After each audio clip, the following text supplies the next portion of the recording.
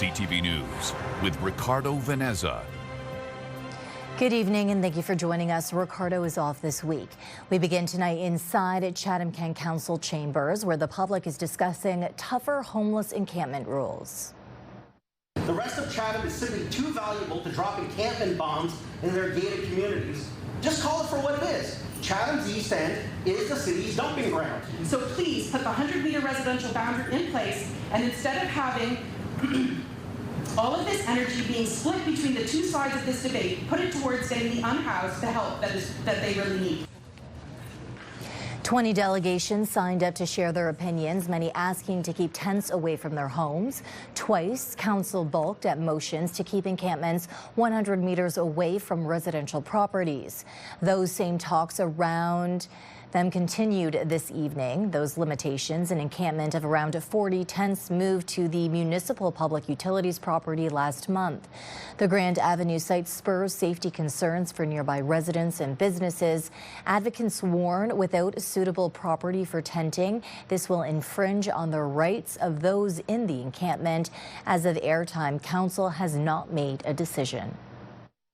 100-meter buffer zones would make encampments nearly impossible in urban areas like Chatham, where shelter options are already scarce. This fails the truly accessible standard and may violate Section 7 of the Charter by endangering lives. A new United Way report outlines the largest challenges and barriers in Chatham Kent. A community-wide survey received nearly 400 responses. Residents pegged affordable housing, mental health and access to health care as the region's top challenges. A major risk factor in the region's lagging education standards, leaving youth at a greater risk of poverty. The organization is looking for feedback on a new approach that provides youth continuous access to resources and support. Rather than a Band-Aid approach, the United Way says this gives more residents a chance to succeed. We say, okay, here we're going to put you over here and you have a roof over your head, but the supports aren't there for the person to be successful over the long term. And so I think the strategy around Cradle to Career is really around wrapping supports around the whole family, not just the student. It's been 1 year since a devastating fire at an apartment complex in Chatham displaced more than 100 people. Tonight, some residents say their struggles did not end when the flames were put out. Here's CTV's Chris Campbell.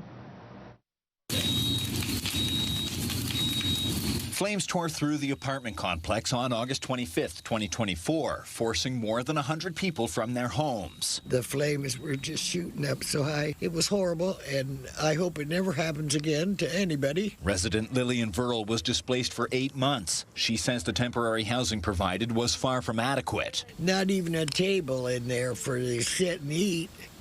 No, the lights didn't work, and nobody wanted to come and fix lights or put new lights in. Now back home, Verl claims thousands of dollars worth of her belongings disappeared. My air conditioner, brand new. A freezer I'd only had for, 8 months. All my jewelry, most of my jewelry gone. I don't know why they took it. All my pots and pans. Now those are things you can wash and use again. So you're terrified because it was a lot of fire. Another longtime tenant, Tanya Logan, says she too noticed items missing after returning home. She believes squatters and unsecured units contributed to the losses. Well, it doesn't grow legs and walk away. You know what I mean? So definitely somebody pocketed what they could. And nobody's going to question people working at a restoration area. Logan says over a dozen other tenants share the same concerns, and she's holding the municipality responsible. It was them that had access to the building. We couldn't even come in. It was them that had access. It was them that let these people, restoration companies, come in. Mayor Darren Caniff says he can't comment on individual cases, but tells CTV News all displaced residents will soon be back. It was a tragic fire, but I'm thankful no one was significantly injured. But most of them are back now. The rest hopefully will be back in shortly. So, organizations across the municipality came together to help them. Blocks A, C, and D are already home. Municipal officials say tenants in Block B are expected to return by late 2025. We don't want retaliation or problem, but we want the person that is responsible to be held responsible.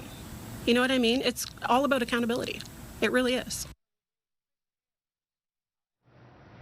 Two Chatham teens are awaiting their court dates after masking up and crashing an end of the summer party. Police say the pair arrived at a house on Dillon Road uninvited, instigating several disturbances, allegedly drawing knives. A black handgun was also observed falling from one of the suspects' clothing. The suspects were not known to the host, and it is believed that they had learned about the party through social media. Police say they left the area and returned. Around 2:30, the vehicle returned to the area. Officers conducted a high-risk traffic stop and the two men were detained. In the vehicle, police discovered drugs and drug trafficking material. Two 17-year-old teenagers from Chatham were arrested for possession of a controlled substance for the purpose of trafficking and transported to police headquarters. They have since been released with a court date of October 15th. Later that morning, and in an unrelated incident, police, this time in Windsor, were called to the intersection of Wyandotte Street East and Hall Avenue at 10:20 for reported robbery.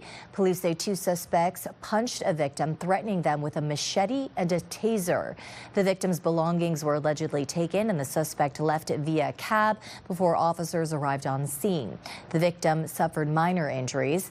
Police quickly located the cab and arrested a 43 and a 45-year-old. Turning now to downtown Windsor, where discarded needles, open drug use, and safety concerns are leaving residents frustrated and confused about who's responsible. One city councillor says it's the #1 issue filling up his inbox.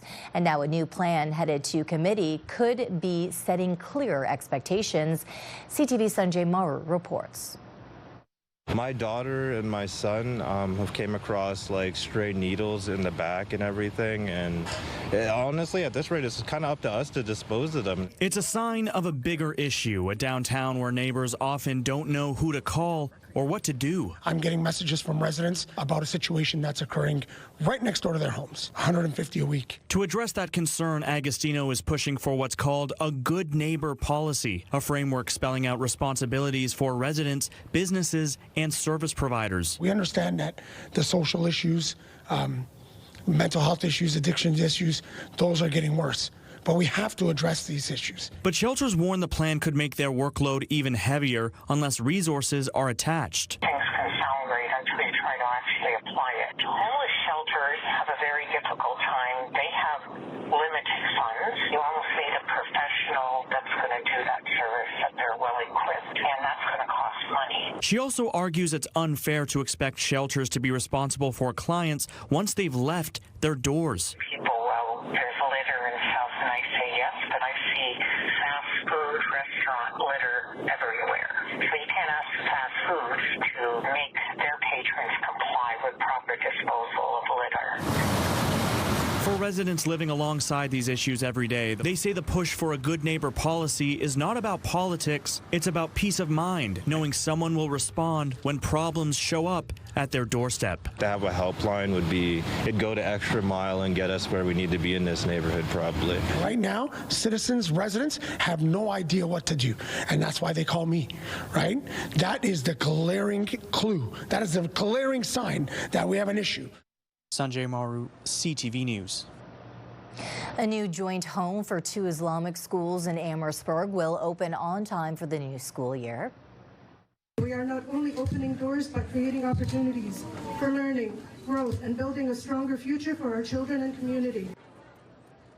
Officials cut the ribbon on the revamped space at the former Western Secondary School.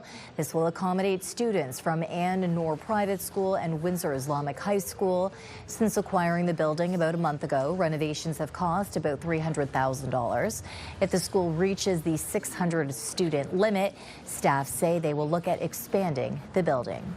Meantime, along the riverfront, a popular Windsor statue is sparkling after a hand from the community. Tembo has something for everyone. It's nature, it's about the environment, it's this wonderful, exciting, lovable animal. It's larger than life. More than 100 people rolled up their sleeves on Saturday to watch Tembo the elephant. Tembo and her two calves are considered a favorite in Windsor's Sculpture Garden. Tembo is among the largest bronze elephants in the world. For more than 10 years now, the city has leaned on residents annually to clean the artwork. It's so attractive to everyone, and she makes you want to touch her. So when we were thinking about what is a work that we could invite people to get immersed with and pick up a sponge with, it's the one that everyone wants to touch anyway. Meteorologist Gary Archibald has your full weather details coming up in 2 minutes' time. And still ahead, Canadian female athletes in the spotlight for a remarkable year to date. With more on these cooler temperatures, CTV meteorologist Gary Archibald joins us for an extended look. Gary.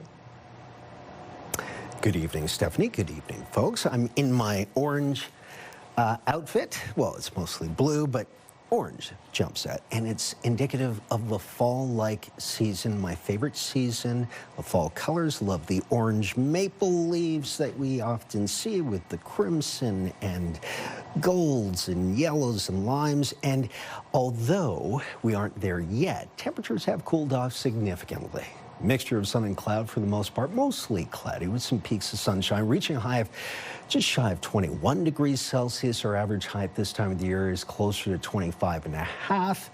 We have been in the midst of some very light scattered shower activity across southern Ontario, more so along the eastern shores of Lake Huron, further inland. And notice the movement of the clouds and the anticipated showers from northwest to southeast. We always talk about winds and wind patterns from which they emanate. So a northwesterly wind is drawing down cooler air, essentially moving cooler air from northwest to southeast. And along that pathway, temperatures have fallen, but it has been a clearer, cooler, and healthier air mass. The AQI, air quality index, has been low, rated at 1 or 2 since the weekend, which was also cool, pleasant, sunny at times, and lovely.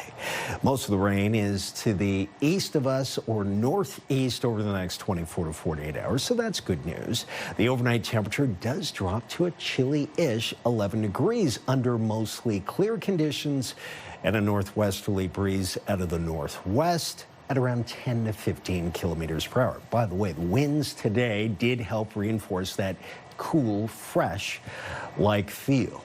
Tomorrow we'll wake up to 13. Well, most of us will be up, hopefully, by 8 o'clock already, and getting our day underway up to 19, increasing cloudiness through the midday. Winds will be in that 20K range, sustained with gusts as high as 40. Some areas will see it closer to 45, 50 through the afternoon. Only about a 30% chance of seeing some showers. Keep the umbrella nearby. So where do we go from here? And by the way, we have another holiday. Yes, a week from now. Monday is Labor Day. Some kids will be back to school on Tuesday, some instead on Wednesday. And between now and then, temperatures are going to be in the lower 20s for daytime highs. The lows will be somewhere between 11 and 15 degrees. And we're looking at sunshine and or a combination of sun and cloud. Not a bad looking forecast. In particular, Wednesday and Thursday look lovely. I'm anticipating temperatures to rebound slightly the following week. So if you like it cool and fall-like, right, hence the tie, you'll enjoy this week. Contract talks were supposed to resume today at Canada Post, but that did not happen. In a post on its website, CUPW says Canada Post canceled today's meetings because the corporation needs more time to review the union's latest offer. The union also expects more questions from Canada Post. Canada Post hasn't said anything new today about these negotiations. Air Canada flight attendants will begin voting on a tentative deal with the airline this week, but there are doubts about whether they will accept it. According to Reuters, the head of the union representing the flight attendants, they acknowledge that many members are frustrated with the agreement. Some say it doesn't provide a living wage to entry-level workers and does not fully address concerns about lack of payment for hours spent waiting for a flight. The union and Air Canada reached a a deal last week, ending a 3-day strike that led to hundreds of flight cancellations. The ratification vote begins Wednesday and ends on September 6th. Meantime, displaced travelers will need to have patience. The Canadian Transportation Agency says its backlog of air travel complaints stood at about 85,000 as of August 14th. That's 2 days before the start of the strike. The backlog has been growing since federal rules introduced in 2019 set compensation amounts for flight delays and cancellations. The Transportation Agency says it put in a new system in 2023 to increase its capacity to deal with complaints, but the number of grievances has also increased. The Prime Minister is in Europe right now announcing a new strategic partnership with Poland today, part of a broader plan to strengthen Canada's ties across the pond. With more, here's Abigail Beeman. The Maple Leafs on your shoulders, they feel hope. Prime Minister Mark Carney stressed to Canadian troops in Warsaw and European leaders, Canada is ready to spend big on defense. We will quadruple our spending on defense between now and the end of the decade. Not only promising to meet NATO's 2% of GDP spending target by this year, but the new target of 5% by 2030. We have your backs. We're serious about this. Carney bringing his defense minister along to many European meetings, including the trip to Ukraine, which marks a shift from the past. I think what it indicates is that the landscape has changed. I think Canadians know that the landscape has changed, that the geopolitics are changing, but the threat landscape has changed. David McGuinty says Canada's defense plan needs diversification. We're not only making a diplomatic visit, but we're really interested in diversifying our alliances and our defense investments, and having Minister McGuinty there puts an exclamation point behind that. Diversification. We've heard that word a lot from the Prime Minister about trade, too, given the trade war with the United States.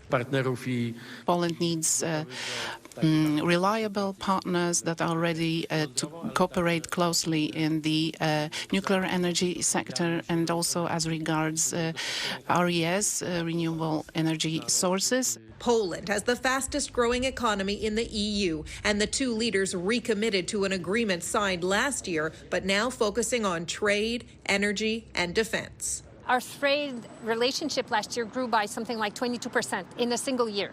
So the appetite is really there.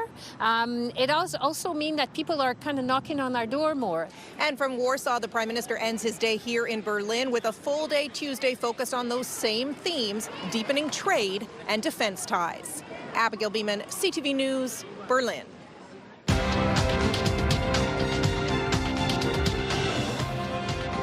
In Toronto, the TSX lost 163 points. In New York, the Dow fell 349. The Nasdaq dropped 47. The Canadian dollar up 1/10 cent today. On commodity markets, gold fell $1 an ounce, but oil gained $1.14 a barrel. The number of Canadians being scammed has skyrocketed. The Canadian Anti-Fraud Centre estimates losses have now surpassed $2 billion, and there's little hope of recouping those losses. CTV's Anastasia Dextrine shares the case of one Quebec couple.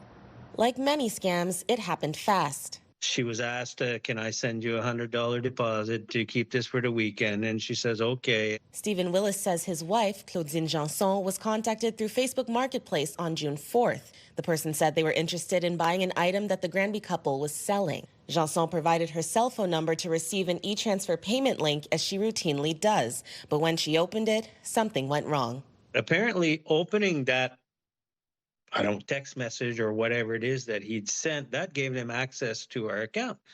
And they tried 3 times to withdraw $10,000 from our credit line. Her bank, RBC, blocked the initial attempts. Janson then received a call from someone believed to be an RBC fraud agent. Il voulait que je transfère le $10 000 à la banque, dans le fond. Il dit, ça va être retourné dans votre compte parce qu'il dit là, il dit, faut le protéger. She says he told her someone was trying to take $10,000 out of her account, and in order to protect her account, she needed to transfer $10,000 to RBC. The number on her caller ID was listed as RBC, and she says she believed it was legitimate. She sent the money, and the couple is now out $10,000. In a statement to CTV, RBC said they could not comment on Janson's situation specifically, but they said the bank will never ask clients for one-time passcodes, to send money to secure a profile, or to share an e-transfer deposit link. We continue to see victims ignore this guidance, or they're not aware of it in the first place. Technology analyst Carmi Levy says as these scams escalate, banks need to do more to protect their clients. The ombudsperson needs to have the teeth in order to enforce the rules that are already on the books, and the government needs to legislate the industry to clean up its act so that it can't simply shrug its shoulders and ignore customers when they are in fact defrauded. In the past, they called us and there was a fraud happening. It was actually them. They stopped the fraud, redeposited the money in our account, and took care of the situation. So why are we supposed to know this time that something different is going on? Janson and Willis hope that by speaking out, they may help others from falling among the tens of thousands of fraud victims in Canada each year. Anastasia Dextrine, CTV News. Now, this has been an incredible year so far for Canadian women in sport. The latest major win, golfer Brooke Henderson, who won her second Canadian Open this weekend, and marking a major comeback for her. Now, this as the spotlight was also on another Canadian athlete this morning, young tennis phenom Victoria Mboko, who took to the court at the U.S. Open. With more, here's John Venevali-Rao. For Brooke Henderson, it was a moment to embrace after a masterful performance on home soil. The comeback is complete. The pride of Smith Falls, Ontario, back on top and showing once more why she's Canada's most successful golfer ever. This week was beyond special. To be able to finish it off and hoist the trophy again is extremely cool. It feels super surreal still. The win marking her 14th on the LPGA Tour and ending a 2-year drought. She first won the Canadian Women's Open in 2018, and to do it again at age 27 is remarkable. I'm just super excited that this actually happened. It's like a dream come true again. You can't help but reflect on how, the young up-and-coming talent has been inspired by Brooke's accomplishments. Look at McIntosh go. That accomplishment follows others by women athletes this year. Isn't she amazing? Including Toronto's Summer McIntosh, who made a splash in Singapore, claiming 4 gold medals at the World Aquatics Championship. And then there's Victoria Mboko, also 18, who weeks ago stunned the tennis world, winning at the Canadian Open in Montreal. Though today fell short of expectations as she appeared at the U.S. Open for the first time, dominated by her Czech opponent, a 2-time Grand Slam champion. Still, for Canadian women in sport, overall, it's been an incredible and inspirational run. What we can speak to is hoping that this is going to change participation rates for girls in sport in the future. If they can see it, they can be it, and they can be the next Brooke, Victoria, or Summer. As for Brooke Henderson, she kept saying her latest victory seems surreal, adding it was a huge win for Canada and Canadian golf. John Venevali-Rao, CTV News, Toronto. People who break the rules of the road on e-scooters and e-bikes are facing a higher risk of a fine in Toronto this week. Police have launched an enforcement campaign ahead of back-to-school time, focusing on speeding and aggressive habits, along with distracted and impaired driving. Fines can be up to $350. Now, Gary, you have an e-scooter yourself. Yes, I do. It's green in the sense of battery power. It's quite the ride, ladies and gentlemen. It's not my only ride, but it's one of. And I do obey the rules. My grandfather was a police inspector, so, it goes with the family upbringing. I got my helmet, the pads on. It's foldable, compact, and makes good time, right? Save on the gas bill, of course. Always obey the rules. And the rules of the atmosphere right now are that cooler air dominates our airspace, and temperatures are going to be between 21 and about 24, 25 degrees between now and Labor Day Monday. Yes, a 3-day holiday weekend's in store upcoming. We'll see sunshine, in particular Wednesday. Thursday looks good. Friday, Saturday, Sunday, and even the holiday a week from now look great. Enjoy this fall-like weather. We still have about a month left of summer, technically.